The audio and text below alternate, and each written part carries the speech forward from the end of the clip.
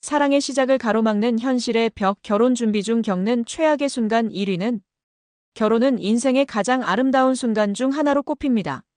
사랑하는 사람과 함께 미래를 약속하고 새로운 가족을 이루는 설렘은 그 무엇과도 바꿀 수 없죠.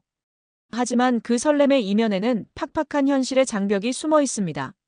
수많은 예비부부가 결혼 준비라는 험난한 여정을 겪으며 사랑이 아닌 갈등을 경험하곤 합니다. 그렇다면 예비부부들이 꼽는 결혼 준비 중 최악의 순간 1위는 무엇일까요? 여러 설문조사 결과와 실제 사례들을 종합해보면 그 답은 바로 집 문제입니다.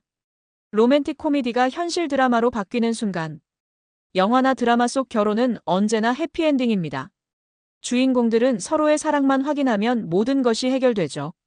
하지만 현실 속 결혼은 집이라는 거대한 숙제부터 시작됩니다. 예비부부 김민준 씨와 박서연 씨의 이야기가 바로 그 현실을 보여줍니다. 민준 씨와 서연 씨는 5년간의 연애 끝에 결혼을 결심했습니다. 양가 부모님도 흔쾌히 허락하며 모든 것이 순조롭게 흘러가는 듯 했습니다. 하지만 신혼집을 알아보는 과정에서 예상치 못한 갈등이 터졌습니다. 서연 씨의 부모님은 딸이 결혼 후 전셋집에서 시작하는 건 마음이 아프다며 서울 외곽의 25평 아파트 전세금을 지원해주겠다고 했습니다. 반면 민준 씨의 부모님은 우리 아들이 남의 집에서 사는 게 말이 되냐? 작은 집이라도 자가로 시작해야 한다며 경기도 신도시의 18평 소형 아파트를 매입하는 것을 제안했습니다. 민준 씨는 부모님의 뜻에 따라 자가를 선호했지만 서연 씨는 서울에서 멀어지면 출퇴근이 너무 힘들다며 난색을 보였습니다. 두 사람의 의견 차이는 좁혀지지 않았고 양가 부모님의 자존심 싸움으로 번졌습니다. 우리가 해준다고 하는데 왜 거절하냐? 아들 가진 부모로서 그럴 순 없다는 말이 오고 가며 분위기는 최악으로 치달았습니다. 결국 두 사람은 집 때문에 싸우는 게 너무 지겹다며 결혼을 잠시 보류하기에 이르렀습니다. 이처럼 집이라는 현실적인 문제가 사랑이라는 감정보다 더 큰 벽이 되는 순간이 바로 결혼 준비 중 가장 큰 비극입니다. 집 문제, 왜 최악의 순간이 되는가? 단순히 집의 크기나 위치 문제만으로 갈등이 생기는 것은 아닙니다. 그 안에는 복잡한 감정과 사회적 의미가 얽혀 있습니다. 1. 자본력의 투명한 공개. 집 문제는 각 가정이 가진 경제적 능력을 여과 없이 드러냅니다.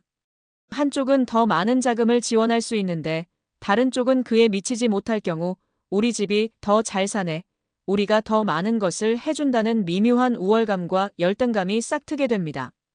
이는 사랑으로 시작한 관계의 자본력이라는 냉정한 잣대를 들이대게 만들고 두 사람의 자존심에 상처를 입힙니다. 2. 과거의 투자에 대한 보상 심리. 부모님 세대는 평생 자녀를 위해 희생하며 살아왔습니다.